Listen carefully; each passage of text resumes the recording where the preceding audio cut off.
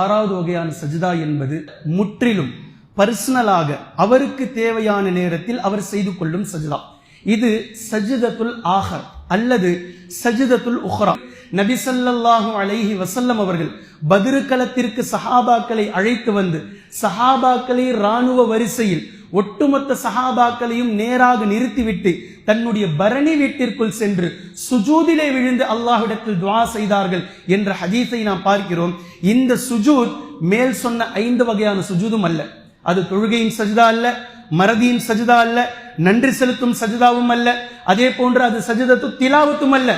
இந்த 4ம் அல்லாத சஜிதத்து தாலீம் நிறைவேற்றப்பட்ட, அதாவது அது முடிக்கப்பட்டு விட்டது, அது இல்லை.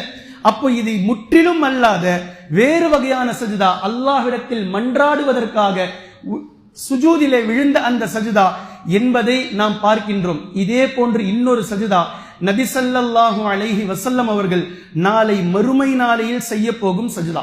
இந்த சஜிதா ஒட்டுமொத்த மக்களும் நபி ஸல்லல்லாஹு அலைஹி வஸல்லம் அவர்களிடத்தில் ஷஃபாத்துக்காக, சிபாரிசுக்காக கடைசியாக ஓடோடி வரக்கூடிய நேரத்தில் அல்லாஹ்வின் தூதர் ஸல்லல்லாஹு அலைஹி வஸல்லம் அவர்கள் சுஜூதிலே விழுவார்கள். அன்று வரைக்கும் அல்லாஹ்வை யாருமே புகழாத அளவிற்கு நபி ஸல்லல்லாஹு அலைஹி வஸல்லம் அவர்கள் அல்லாஹ்வை அளவுக்கு அதிகமாக புகழ்ந்து கொண்டே இருப்பார்கள். பின்பு அல்லாஹ்வே யா முஹம்மத் இர்ஃபா ரஅஸக், முஹம்மதே உங்களுடைய தலையை உயர்த்துங்கள் என்று நபி ஸல்லல்லாஹு அலைஹி வஸல்லம் அவர்களுடைய தலையை உயர்த்த சொல்லி அல்லாஹு தஆலா நபி அவர்களை கண்ணியப்படுத்துவான் என்பதை நாம் பார்க்கிறோம்.